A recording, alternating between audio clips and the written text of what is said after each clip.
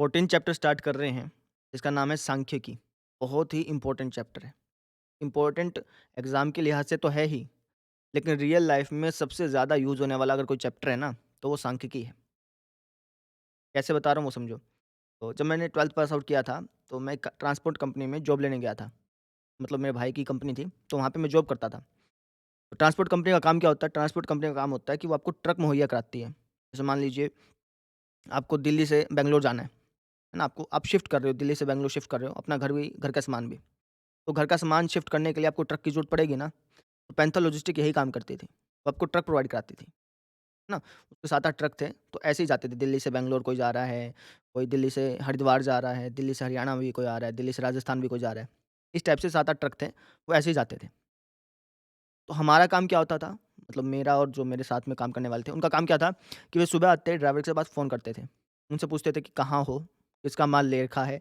कितना किलो उसका वज़न है? गाड़ी का नंबर क्या है? ठीक है ना? फ़ोन नंबर क्या है? और बहुत सारी बातें पूछते थे कि भाई कितना तुमने भाड़ा लिया है? ना? ऐसे करके फिर हम उसको रफ़ कॉपी पे उतार लेते थे। सुबह आए 7-8 ड्राइवर ने जिनसे पूछा उसके बाद रफ़ कॉपी पे उतार लिया। जो रफ़ कॉपी उतारा उस डाटा को, वो हमारे पास डाटा हो गया, इन्फॉर्मेशन हो गई। उस डाटा को फिर हम बाद में कंप्यूटर पे चढ़ाते थे। कंप्यूटर पे चढ़ाने के बाद जो एक दूसरे सर थे, वो उसको समराइज़ करते थे, छोटा-छोटा कर देते थे। छोटा-छोटा का मतलब समझो, जैसे मान लो कि 1 दिन हमने डाटा लिया, 2 दिन लिया, दिन लिया, ऐसे करते-करते 30 दिन का डाटा हो गया। अब 30 दिन का डाटा जो है, वो हमारे बॉस को दिखाना है, सर को दिखाना है, तो उसके लिए वो समराइज़ कर देते थे। मतलब उसका मीन निकाल देते थे, मोड निकाल देते थे। जितनी भी डिटेल थी जो देखने पे समझ में आ जाए, है ना? तो वो डिटेल निकाल लेते थे। उसके बाद फिर सर को रिप्रेज़ेंट कर देते थे। लो सर, ये 1 महीने में हमारी कंपनी ने इतना प्रॉफ़िट किया, इतना लॉस किया। ठीक है? अब ये सारी बातें क्यों बता रहा हूँ? क्योंकि यही सारी बातें आप सांख्यिकी में पढ़ते हैं। ठीक है? सांख्यिकी कोई छोटा-सा चैप्टर नहीं है। एक बात अपने दिमाग में ढाल लीजिए, सांख्यिकी कोई एक छोटा-सा चैप्टर नहीं है। ये पूरी की पूरी एक बुक है ना? पूरा ये फैला भी बहुत बहुत ज़्यादा फैला हुआ चैप्टर है। ठीक है? कोई ऐसा नहीं है कि सिर्फ़ आपको 2-3 फ़ॉर्मूले बता दिए और आप कई स्टूडेंट्स क्या सोचते हैं कि माध्य, माध्यक और बहुलक, ये 3 चीज़ें तो निकालनी होती हैं, कहाँ फैला हुआ है? लेकिन ऐसा नहीं है। सांख्यिकी के अंदर 3-4 स्टेप इंक्लूड होते हैं। सबसे पहला स्टेप अभी मैं लिखवा ही दूँगा, लेकिन चलो बता देते हैं। सबसे पहला स्टेप होता है कि डाटा को कलेक्ट करना। जैसे हम ड्राइवर के पास फ़ोन करते थे, हम उनसे पूछते थे, भई कहाँ हो, कहाँ नहीं हो? तो वो क्या हो गया, डाटा को कलेक्ट करना हो गया, डाटा को इकट्ठा करना हो गया। उसके बाद स्टेप आता है आपका डाटा को ऑर्गनाइज़ वे में लिखना। अच्छी तरह से लिखना, जैसे रफ़ कॉपी पे लिखा, रफ़ कॉपी के बाद उसको है ना हमने कॉपी पे लिखा, फिर कंप्यूटर पे चढ़ाया, तो उसकी टेबल बनाते थे, ना जब आपने सुना भी होगा अवर्गीकृत बारंबारता बंटन, ना तो हमारे अवर्गीकृत बनता था, वर्गीकृत नहीं बनता था क्योंकि 7-8 ही ट्रक थे। अगर मान लो हमारे पास 100-200 ट्रक होते या फिर मान लो 1000-2000 होते, तो हम उसका ग्रुप बना-बना के ढाल देते, ठीक है? इस तरीके से जब भी आप डाटा को स्टडी करते हैं ना, जहाँ भी आप डाटा देख लें, इन्फॉर्मेशन देख लें, वहाँ आप ये समझिए कि वहाँ पे स्टैटिस्टिक्स है। सांख्यिकी गणित की वो शाखा है जहाँ पर आप आँकड़ों के बारे में पढ़ते हैं, आँकड़ों को अध्ययन करते हैं, जो आपके पास डाटा है उसको स्टडी करना सीखते हैं, ठीक है? पूरी की पूरी ये ब्रांच है, मैथमेटिक्स जो है आगे जाके ब्रांचेज़ में बदल जाएगा, ट्रिग्नोमेट्री इसकी ब्रांच हो जाएगी, स्टैटिस्टिक्स ये एक अलग ब्रांच हो जाएगी। बात समझ में आ गई? ठीक है? तो करें स्टार्ट फिर? देखो, अच्छा किस तरीके से करेंगे वो समझ लो। सांख्यिकी को करने के वैसे 2 तरीके हैं। एक ये तरीका है कि मैं आपको फ़ॉर्मूले बता दूँ, क्वेश्चन करा दूँ और ये चैप्टर खत्म, लेकिन इस तरीके से नहीं करेंगे। दूसरा तरीका ये है कि हम सांख्यिकी को डीपली पढ़ें, समझें सांख्यिकी है क्या? इसके अंदर क्या-क्या स्टेप इन्वॉल्व होते हैं, है ना? क्या-क्या हमें पढ़ना है? और उसके बाद धीरे-धीरे, धीरे-धीरे सभी फ़ॉर्मूला का डिराइव करें, क्वेश्चन आंसर्स करें, फिर डिराइव करें, फिर क्वेश्चन आंसर्स करें। ऐसे करेंगे, ठीक है ना? सारे फ़ॉर्मूले जो हैं इसके पहले हम डेरिवेशन करेंगे। ये देखेंगे फ़ॉर्मूला आया कहाँ से है? माध्य निकालना ज़रूरी क्यों है? जब माध्य निकाल ही लिया तो माध्यक का क्या फ़र्क पड़ा? भई माध्य, माध्यक और बहुलक तीनों चीज़ें निकालने की क्यों ज़रूरत है? माध्य ही निकाल लो, है ना? तो इन सारी बातों पर आज हम बातें करेंगे, ठीक है? तो ये जो सांख्यिकी चैप्टर है, हो सकता है कि थोड़ा-सा लेंथी पड़ जाए, क्योंकि सारी बातें बताने में थोड़ा-सा टाइम लग जाएगा। आज के इस लेक्चर में हम सांख्यिकी क्या है, ये पढ़ेंगे और सांख्यिकी में कौन-कौन से प्रोसेस होते हैं, ये पढ़ेंगे। एक प्रकार से सांख्यिकी को ओवरव्यू करेंगे, ऊपर-ऊपर से देखेंगे, है ना? कल से फिर हम माध्य स्टार्ट करेंगे। बात समझ में आ गई? अच्छा, एक बात और, अगर आप इसको एग्ज़ाम पॉइंट ऑफ व्यू से देख रहे हैं, तो आज के ब लेक्चर में जितनी भी बातें बताऊँगा, वो एग्ज़ाम में नहीं पूछी जाने वाली। वो सिर्फ़ इसलिए बता रहा हूँ ताकि आपको अगले स्टेप समझ में आ सकें। माध्यक क्यों निकाल रहे हैं, ये पता चल सके। माध्यक क्यों निकाल रहे हैं, ये पता चल सके, है ना? ध्यान से समझिएगा। कॉपी पेन ज़रूर निकाल लीजिएगा, जो भी आपको लिखवाया जाए वो लिखिएगा, ठीक है? करें? देखो, सबसे पहले हेडिंग डालिए आप, अध्याय अध्याय 14वां, अध्याय का नाम है सांख्यिकी।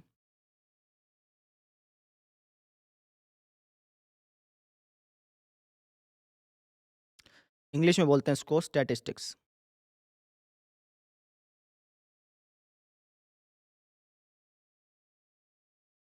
ठीक है? अब मैंने आपको बता दिया कि सांख्यिकी में आप किसके बारे में पढ़ते हैं? आप डाटा के बारे में पढ़ते हैं। डाटा माने आँकड़े, आप आँकड़ों का अध्ययन करते हैं। जो आपके पास डाटा है उसका अध्ययन करते हैं, उसको स्टडी करते हैं। आप कहेंगे जी डाटा होता क्या है? ना? तो एग्ज़ाम्पल के तौर पे समझिए, जैसे आपका रिज़ल्ट आया, तो रिपोर्ट कार्ड मिलता है ना, वो डाटा है। क्यों? क्योंकि उसके अंदर जो आपकी इन्फॉर्मेशन है वो लिखी हुई है पूरी की पूरी। भाई इंग्लिश में इतने नंबर आए, हिंदी में इतना है, मैथ में इतना है, साइंस में इतना है, एसएस में इतना है, तो वो डाटा हो गया। बिजली का बिल आता है ना, आता होगा, तो वो भी डाटा है। पानी का बिल डाटा है, ठीक है? फॉर एग्ज़ाम्पल लेट्स से कि आपका राशन कार्ड, आपके घर आपका आपका राशन कार्ड बन रहा है, तो वो भी डाटा हो गया, है ना? डाटा किसी भी टाइप का हो सकता है। आपके पास कितने जूते पैंट हैं, ये भी डाटा है। कितने पेन हैं, वो भी डाटा है। कितनी शर्ट हैं, वो भी डाटा है। ठीक है ना? जैसे मेरे पास ये जो फ़ोन है, इस फ़ोन में कितने जीबी रैम है, ना? इसका सॉफ्टवेयर कौन-सा है, इसमें प्रोसेसर कौन-सा लगा हुआ है, कैमरा कितने मेगापिक्सल का है, ये सारा का सारा क्या है, डाटा है। वैसे डाटा की एक प्रॉपर डेफिनेशन भी है। क्लास 9th की मैथ की बुक में आप देखेंगे ना, तो डाटा उसे बोलते हैं जो किसी आप पर्पज़ से इकट्ठा करते हैं। वे इन्फॉर्मेशन जो किसी पर्पज़ से इकट्ठी की गई हो, उसको डाटा बोलते हैं। जैसे मान लीजिए, मुझे पता करना है कि मेरे स्कूल में जितने स्टूडेंट्स हैं, है ना? मेरे स्कूल में जितने स्टूडेंट्स हैं, उनकी उम्र कितनी है? तो मेरा पर्पज़ क्या हो गया? मैं उनकी उम्र जानना चाहता हूँ। तो इसलिए मैं जो सूचनाएँ इकट्ठे कर रहा हूँ, जो इन्फॉर्मेशन इकट्ठी कर रहा हूँ, उसको मैं कहूँगा डाटा, ठीक है? तो अब डाटा के अंदर पढ़ना क्या-क्या है? जैसे मैंने आपको बताया कि सांख्यिकी क्या है? डाटा को पढ़ना, डाटा को स्टडी करना। अब डाटा के अंदर क्या-क्या पढ़ना है? 4 चीज़ें पढ़नी है। पहली क्या है? पहली आपको डाटा को कलेक्ट करना सीखना है। डाटा को इकट्ठा करना सीखना होता है। इकट्ठा करना, ये सबसे पहला प्रोसेस है। इसके बाद इसके बाद आप पढ़ते हैं डाटा को ऑर्गनाइज़ करना, अच्छी तरीके से लिखना, ऑर्गनाइज़ ऑर्गनाइज़ करना, ठीक है? फिर थर्ड स्टेप आता है आपका डाटा को समराइज़ करना, डाटा को छोटा करना, डाटा को समराइज़ करना। एक बार लिख लीजिए, इसके बाद फिर अपन मतलब समझते हैं इसका। समराइज़ करना, स्पेलिंग हो सकता है गलत हो, इन सिर्फ़ समझाने के लिए आपको बता रहे हैं, ठीक है? फिर फोर्थ और लास्ट स्टेप आता है डाटा को एनालाइज़ करना।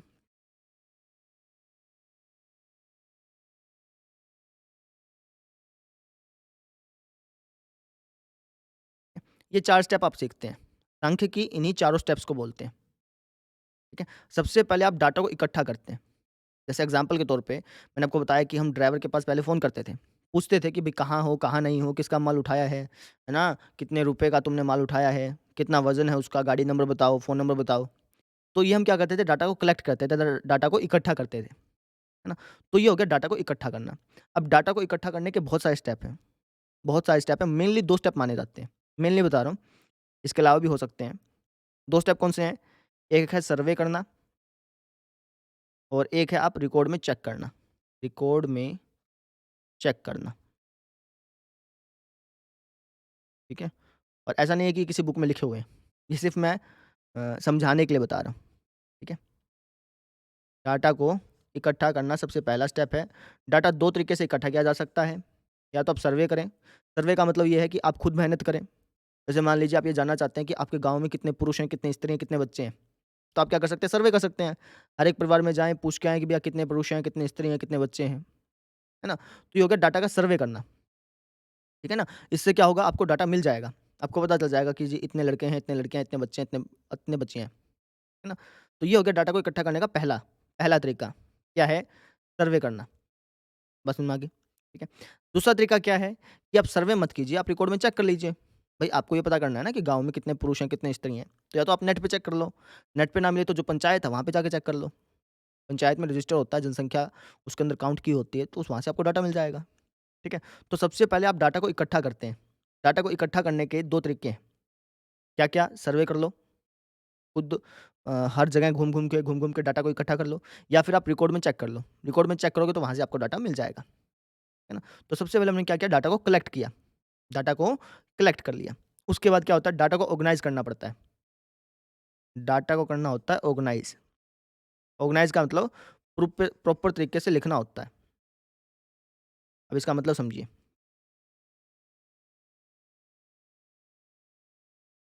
प्रॉपर तरीके से लिखने का क्या मतलब है?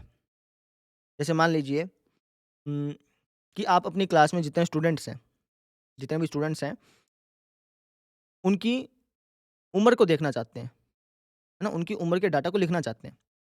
तो आप एक काम कर सकते हैं, आप रैंडमली पूछ लें, भई उठा-उठा के लड़के को, हाँ, भई तुम्हारी एज बताओ। उसने कहा जी तो 14 साल, फिर 15 साल, फिर किसी ने बताया 13 साल, फिर 12 साल, है ना?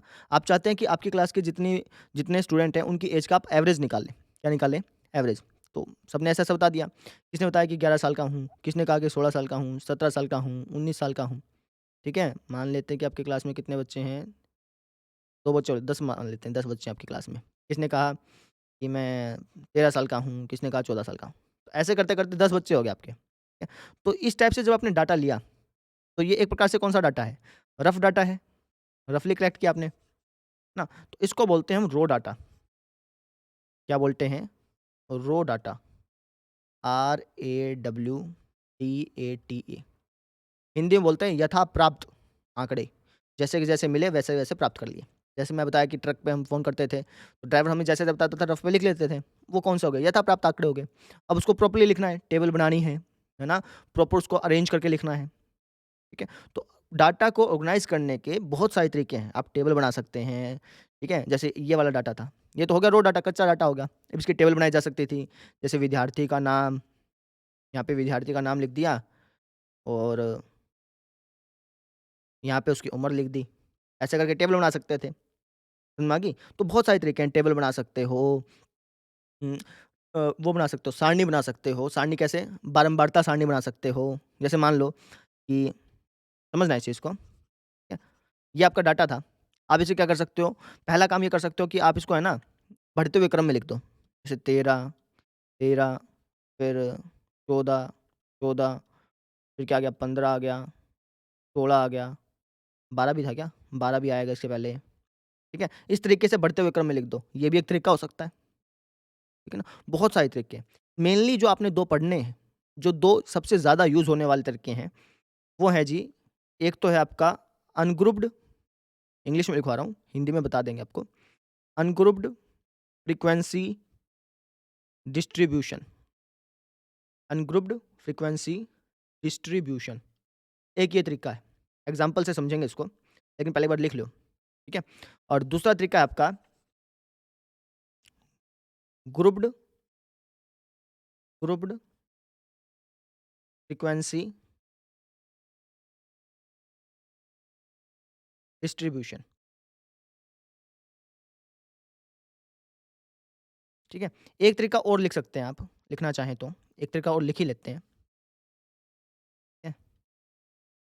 वैसे बहुत सारे तरीके हैं, ऐसा ज़रूरी नहीं जो मैं लिखवा रहा हूँ वही तरीका है, नहीं। ये तो मैं आपके बुक के लिहाज़ से बता रहा हूँ, ठीक है? एक तरीका आप लिख दीजिए कि इंग्लिश में लिखवा दें या हिंदी में? हिंदी में लिख लो चलो। घटते व बढ़ते क्रम में लिखना, बढ़ते क्रम में लिखना। ये अनग्रुप्ड में ही आ जाता है, ठीक है ना? वो डाटा जो अनग्रुप होता है ना, उसी को आप घटते या बढ़ते क्रम में लिख सकते हैं, ठीक है? तो इनको धीरे-धीरे करके समझते हैं। देखो, जैसे ये आपका डाटा है, इसको हम कहते हैं रॉ डाटा, कच्चा चिट्ठा, यथा प्राप्त आँकड़े। अब इसको आपने ऑर्गनाइज़ करना है, तो इन तीनों तरीकों से ऑर्गनाइज़ करना सीखते हैं। और भी तरीके हो सकते हैं, लेकिन हम इन तीनों तरीकों से ऑर्गनाइज़ करना सीखेंगे। पहला तरीका हो सकता है कि आप इसको बढ़ते हुए क्रम में लिखते हैं। जैसे पहले 12 लिखें, फिर 13, 13 फिर लिखा आपने 14, 14, 15 और क्या है भैया 11 भी था, है ना? 16 हो गया। इस तरीके से बढ़ते हुए क्रम में लिखते हैं या फिर घटते हुए क्रम में लिखते हैं, आपकी मर्ज़ी है। ये भी एक तरीका हो सकता है डाटा को ऑर्गनाइज़ करने का, डाटा को प्रॉपर्ली लिखने का, ठीक है? ये बात समझ में आ गई? तो हाइलाइट कर देते हैं, खत्म ये तो। चलो, फिर आता है अनग्रुप्ड फ्रीक्वेंसी डिस्ट्रीब्यूशन, अवर्गीकृत बारंबारता बंटन। हिंदी में लिख लीजिए एक बारी इसको, अवर्गीकृत बारंबारता बंटन, अवर्गीकृत बारंबारता बंटन, ठीक है? और ग्रुप्ड फ्रीक्वेंसी डिस्ट्रीब्यूशन का मतलब होता है वर्गीकृत, वर्गीकृत बारंबारता बंटन, ठीक है। अनग्रुप्ड फ्रीक्वेंसी डिस्ट्रीब्यूशन का मतलब क्या है? अवर्गीकृत बारंबारता बंटन। ग्रुप्ड फ्रीक्वेंसी डिस्ट्रीब्यूशन का मतलब है वर्गीकृत बारंबारता बंटन। अब इनका मतलब क्या है वो समझो। पहले अनग्रुप्ड फ्रीक्वेंसी डिस्ट्रीब्यूशन का मतलब समझते हैं। जैसे ये डाटा है, रो डाटा, ठीक है। और मान लो कि ये तो हमने डाटा लिया 10 स्टूडेंट का। मान लेते हैं कि स्टूडेंट की जो संख्याएँ हैं वो 100 हैं। ऐसे करते-करते कितना हो गया? 100 हो गया। अब खुद सोचो, 100 बच्चों की उम्र को कॉपी पे ऐसे लिखना ऑर्गेनाइज़ वे में थोड़ा मुश्किल होता है। ना ही किसी को समझ में आता है इतनी जल्दी, है ना? तो आप क्या कर सकते हैं, आप एक टेबल बना सकते हैं। कैसे? देखिए, मान लेते हैं कि आपकी क्लास में 11 से लेकर के 20 तक की उम्र के बच्चे हैं। तो आपने कुछ इस तरह की टेबल बना ली। आपको याद आ जाएगा, जब मैं टेबल बनाऊँगा ना आपको पता चल जाएगा कि हम भी बनाते थे ऐसी-ऐसी टेबल, है ना?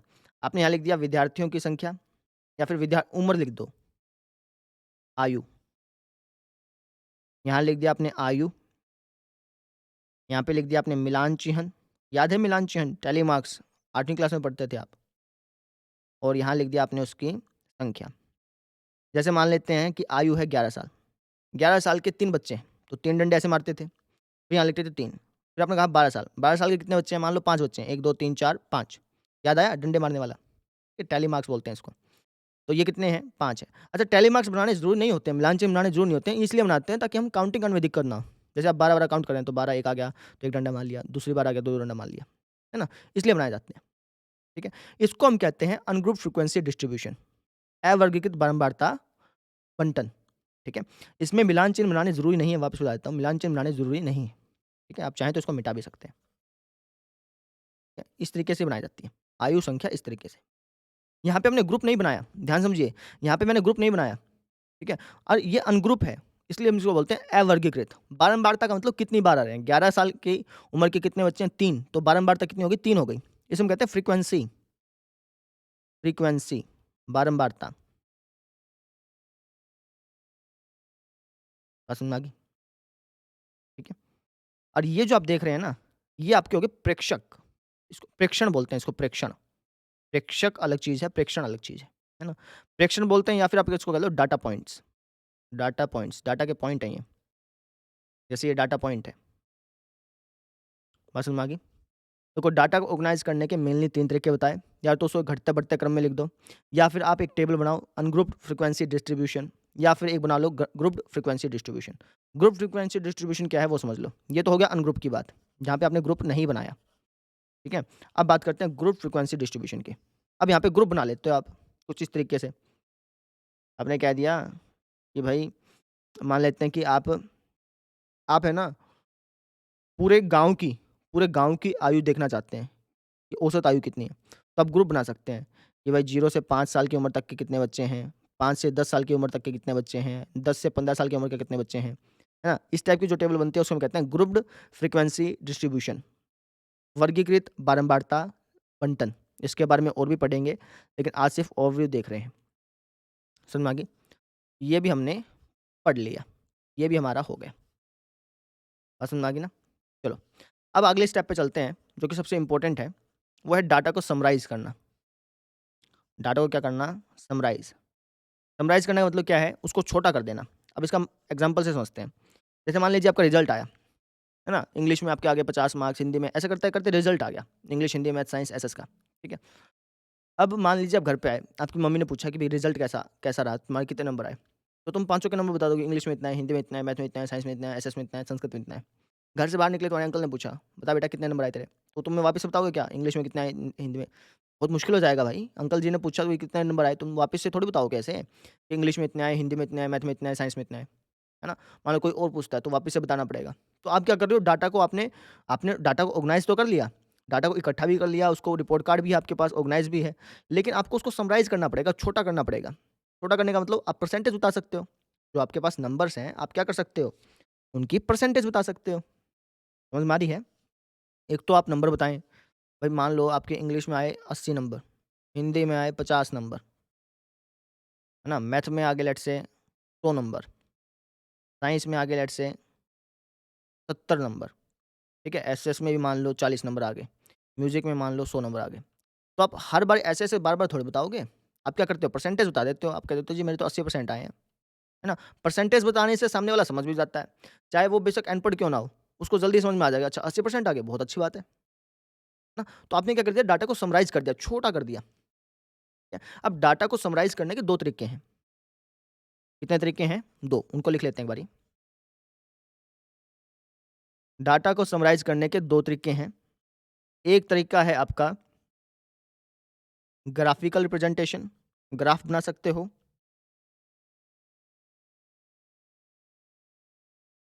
ग्राफ़िकल रिप्रेजेंटेशन, इसको हिंदी में बोलते हैं आलेखीय निरूपण।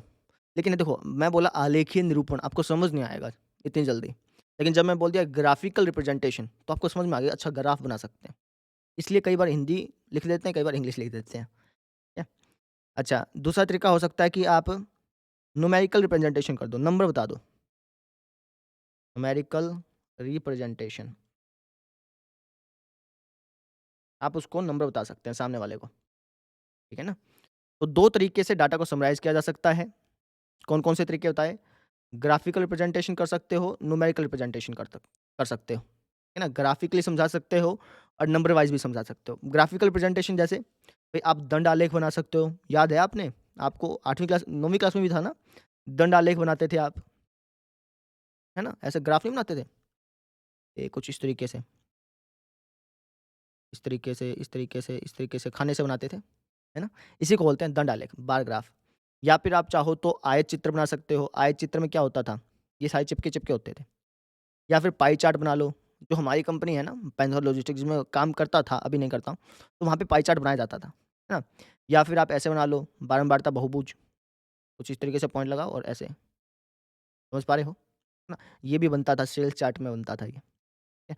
तो ग्राफिकल रिप्रेजेंटेशन के बहुत सारे तरीके हैं, दंड आलेख बना सकते हैं, पाई चार्ट बना सकते हैं, है ना? बहुत सारे तरीके हैं, ठीक है? अच्छा, न्यूमेरिकल रिप्रेजेंटेशन, न्यूमेरिकल रिप्रेजेंटेशन क्या होती है? जैसे आपने जो आपके पास डाटा था, हिंदी में इतना है, इंग्लिश में इतना है, मैथ में इतना है, साइंस में इतना है, तो आपने क्या किया? उसको परसेंटेज में चेंज कर दिया।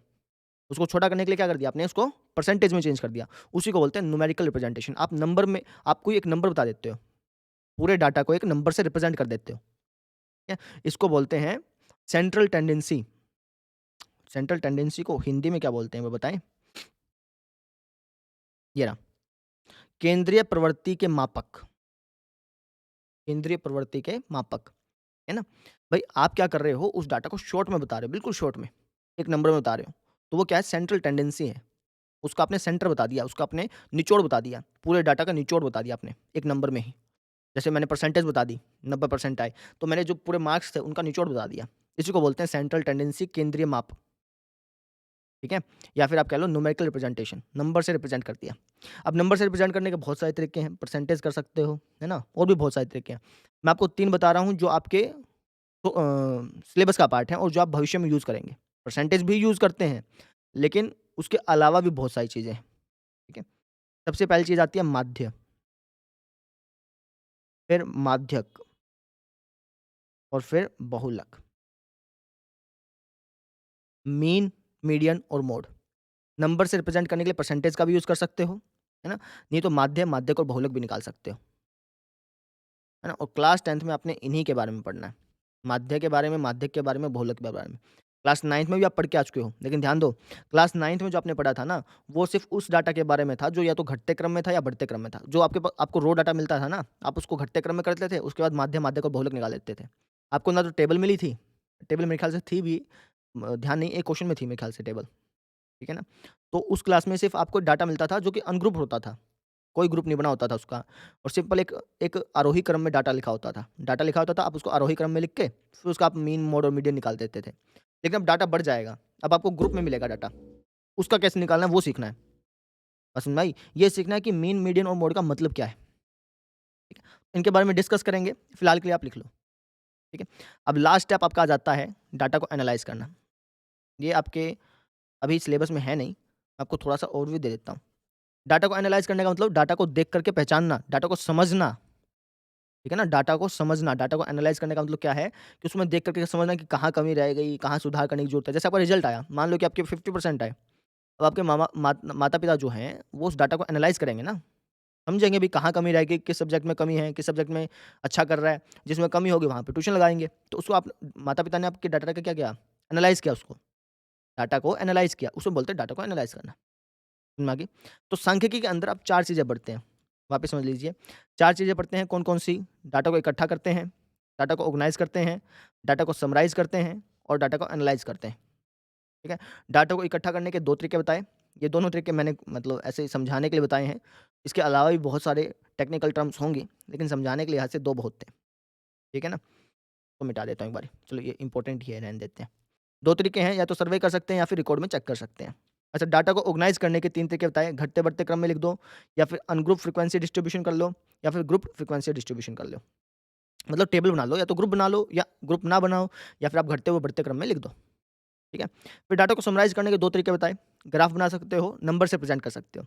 ग्राफ बना सकते हैं, इसके बहुत सारे तरीके हैं, दंडालेख बना लो, पाई चार्ट बना लो, आयत चित्र बना लो, बारंबारता बहुभुज बना लो, बहुत तरीके हैं, बहुत ज़्यादा तरीके हैं, ये आप 8वीं क्लास में सीख चुके हैं, है ना? या फिर आप नंबर से रिप्रेज़ेंट कर सकते हो। नंबर से कैसे? माध्य निकाल लो, माध्यक निकाल लो, बहुलक निकाल लो, ठीक है? परसेंटेज भी निकाल सकते हो। फिर लास्ट स्टेप होता है डाटा को एनालाइज़ करना, फिर आप लास्ट में डाटा को एनालाइज़ करते हैं। इसी को हम बोलते हैं सांख्यिकी, स्टैटिस्टिक्स। सांख्यिकी में आप डाटा के बारे में पढ़ते हैं कि डाटा को कैसे इकट्ठा करना है, कैसे ऑर्गनाइज़ करना है, कैसे समराइज़ करना है और कैसे एनालाइज़ करना है। बात समझ में आ गई? आज के लेक्चर में सिर्फ इतना ही पढ़ेंगे, क्योंकि फिर मैं अगर माध्य पढ़ाने लग गया ना, तो माध्य के अंदर बहुत सारे स्टेप हैं। पहले ये बताना पड़ेगा कि माध्य है क्या, है ना? कहाँ इसका यूज़ होता है, कहाँ इसका यूज़ करना संभव नहीं है। हर जगह माध्य यूज़ नहीं होता है, कई जगह माध्यक भी यूज़ करते हैं। उसका भी रीज़न बताना पड़ेगा। फिर बताना पड़ेगा कि माध्य को निकालने के 3 तरीके कौन-कौन से हैं, 3 विधि हैं, प्रत्यक्ष विधि, कल्पित विधि, ठीक है? इनके फ़ॉर्मूले कहाँ से आए, फिर इनके क्वेश्चन आंसर्स कराने पड़ेंगे, तो थोड़ा-सा लंबा बन जाएगा वीडियो, इसलिए कल बताएँगे इनको, ठीक है? तो कल मिलते हैं फिर। Thank you. अच्छा, ये जो सेटअप था, जो नया सेटअप था, मैंने वेबकैम लगा दिया यहाँ पे, तो इसके बारे में ज़रूर बताइएगा, ठीक है? चलिए, कल मिलते हैं फिर। Thank you.